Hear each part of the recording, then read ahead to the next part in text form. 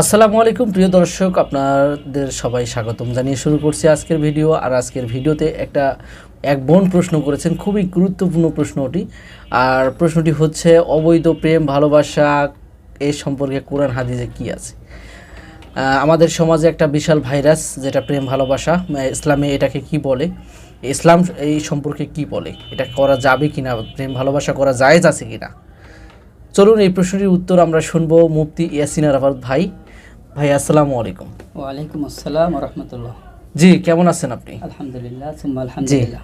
এক বোন প্রশ্ন করেছেন, আপনার কাছে জানতে চেয়েছেন যে অবৈধ প্রেম ভালোবাসা এই সম্পর্কে কোরআন হাদিস কি বলে? হ্যাঁ বোন, অনেক সুন্দর প্রশ্ন। আসলে এই অবৈধ প্রেম আর ভালোবাসা নামে একটি ভাইরাস, মহাভাইরাস, সেটা এই সমাজে ছড়িয়ে পড়েছে, যেটা প্রকৃতপক্ষে প্রেমও নয়, ভালোবাসাও নয়, মায়াও নয়, শুধুমাত্র একটি ধোঁকা। এটাকে বলা হয় একটি ধোঁকা। এই ধোঁকায় মানুষকে বানানো হয় বোকা, আর এই বোকা বানিয়ে হাতিয়ে নেওয়া হয় তাদের অমূল্য সম্পদ, যে সম্পদের মূল্য কেউ দিতে পারবে না। দেখা যায় একটি ছেলে একটি মেয়েকে প্রথম দেখার পরে সে বলছে, আমি তোমাকে ভালোবাসি। আসলে ভালোবাসার অনেকগুলি দিক থাকতে হয়, তো সে কোন দিক দেখে তাকে ভালোবাসলো? না দেখলো তার পরিবার, তার বাবা, তার অর্থ, তার বৃত্ত, তার ঘর, তার বাড়ি, কিছুই না, শুধুমাত্র মেয়েটাকে দেখেছে। হ্যাঁ, এখানে দেখার বিষয় হলো মেয়েটার ফেস তার কাছে ভালো লেগেছে। এখন এই মেয়েটা চরিত্রবান নাকি চরিত্রহীন, কেমন না কেমন, এটাও তার কাছে কি অস্পষ্ট, জানা নেই। একটা টাইম দেখা যাবে যে এই যে ছেলেটা বললো আমি তোমাকে ভালোবাসি, এই ছেলেটাও দূরে সরে যাবে। তখন যে দীর্ঘদিনের চলাফেরা হলো, থাকা হলো, কাছে আসা হলো, এজন্য একটি সম্পর্ক হয়ে গেল। আর সম্পর্কের মাধ্যমে ক্ষতিগ্রস্ত হবে মেয়ে, কারণ এই ছেলে মেয়ে একসাথে চলতে গেলে তারা অবৈধ শারীরিক সম্পর্কের দিকে গড়াবে। তো সেই জন্যই মহান আল্লাহ রব্বুল আলামিন পবিত্র কুরআনুল কারীমের মাঝে ঘোষণা করে দিয়েছেন, কুল্লিল মুমিনিনা ইয়াগুদ্দু মিন আবসারিহিম ওয়া ইয়াহফাজু ফুরুজাহুম যালিকা আযকা লাহুম ইন্নাল্লাহা খবীরুম বিমা ইয়াসনাউন। আল্লাহ রব্বুল আলামিন সূরা নূরের 30 নম্বর ও 31 নম্বর আয়াতের মাঝে বলেছেন, আল আখিরিল আয়া 31 নম্বর আয়াতের মাঝেও বলেছেন, বিশ্বনবী সাল্লাল্লাহু আলাইহি ওয়াসাল্লামকে লক্ষ্য করে বলেছেন এখানে যে রাসূল সাল্লাল্লাহু আলাইহি ওয়াসাল্লামের যে স্ত্রীগণ আছেন, তো সেই ক্ষেত্রে বলেছেন আল্লাহ তাআলা, মুমিনদের বলে দিন, হে নবী আপনি মুমিনদের বলে দিন, তারা যেন তাদের দৃষ্টিকে নত রাখে, অর্থাৎ নারীরা যেন তাদের দৃষ্টিকে নত রাখে, নিচের দিকে রাখেন, এবং তাদের যৌনাঙ্গের হেফাজত করে। এতে কি হবে আল্লাহ তাআলা পরে বলতেছেন, এতে তাদের জন্য খুব অনেক পবিত্রতা রয়েছে।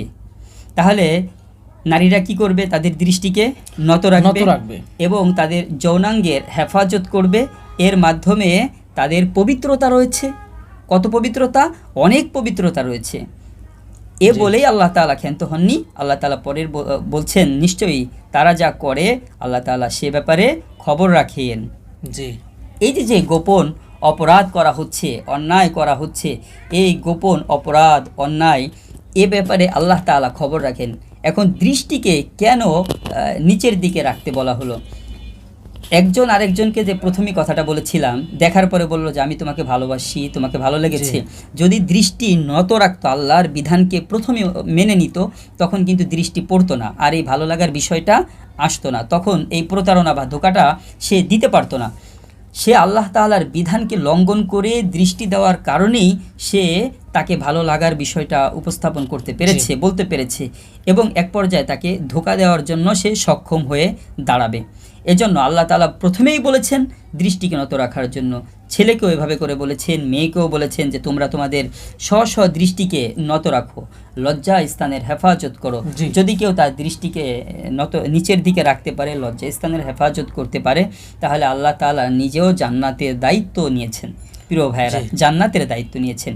এজন্য দৃষ্টিকে নত রাখতে হবে, নতবা যদি কেউ দৃষ্টি নত না রাখে ক্ষতির দিক অনেক। তার মাঝে প্রথমত যে ক্ষতি, এই মেয়ের বাবা তাকে লালন পালন করলো, কোনোদিন তার গায়ে একটি মশা মাছি পড়তে পর্যন্ত দেয়নি, জি। অথচ দেখা যায় যে এই মেয়েটার সাথে সম্পর্ক করে তাকে এমন একটি জায়গায় নিয়ে যাওয়া হয়, আমরা অনেক সময় মিডিয়াতে দেখতে পাই, তখন বলে যে রেপ করা হয়েছে বা এরকমভাবে কি করা হয়েছে, ধর্ষণ করা হয়েছে, এভাবে করে বিভিন্ন শব্দ ব্যবহার করা হয়।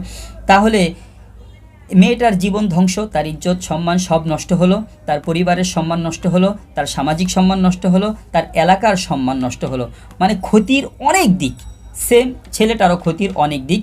তো সব মিলে যতটুকু তারা মনে করছে যে উপকার অর্জন করছে, বৃহৎ তারা ক্ষতির ভেতরে পড়েছে। এই বৃহৎ ক্ষতি থেকে বাঁচার জন্য প্রথমত যেটা করতে হবে, দৃষ্টিকে নত রাখতে হবে। তারপরে লজ্জাস্থানের হেফাজত করতে হবে। দৃষ্টি যদি সে উঁচু করে, লজ্জাস্থানের হেফাজত সে করতে পারবে না। আল্লাহ তাআলা এই জন্য দৃষ্টি যে দিক থেকে তার লজ্জাস্থানের হেফাজত হবে সেই দিকটা আল্লাহ তাআলা বলে দিয়েছেন, যদি সেটা না করে তাহলে অপরাধী হবে।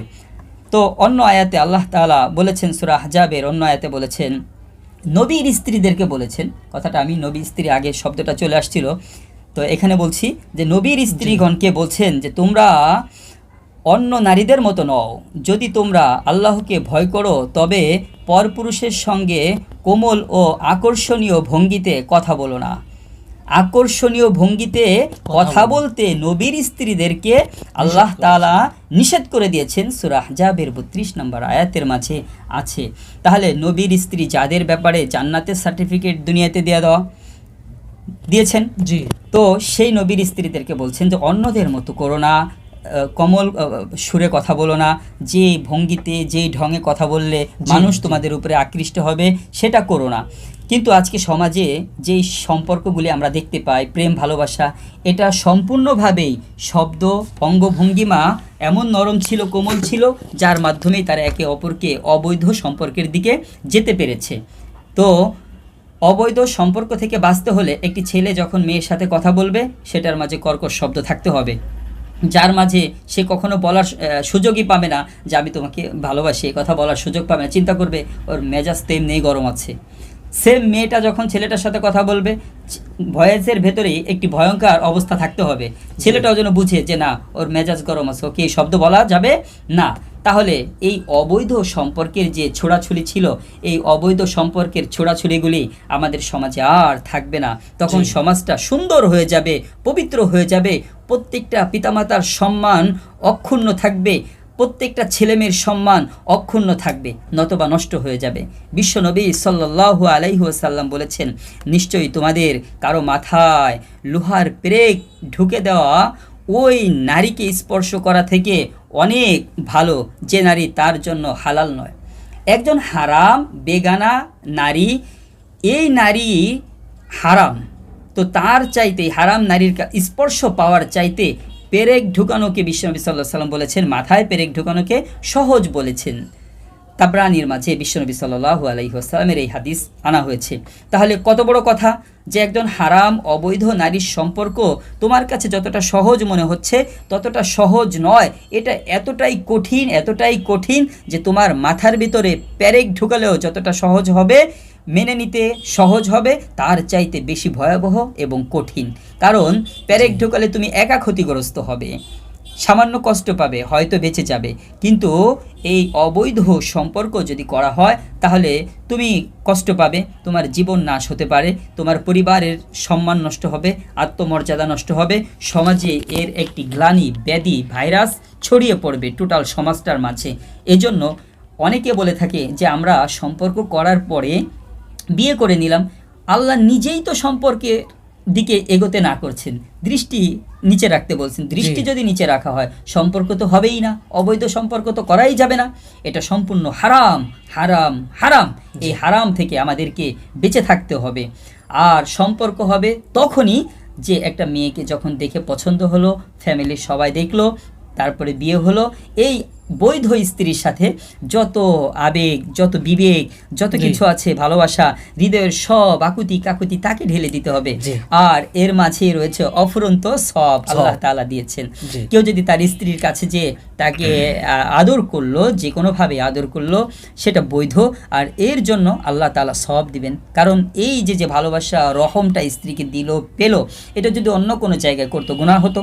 তো সে যেহেতু বৈধ কাজ করেছে, একটি ভালো কাজ করেছে, এর জন্য সে কি পাবে? সওয়াব পাবে।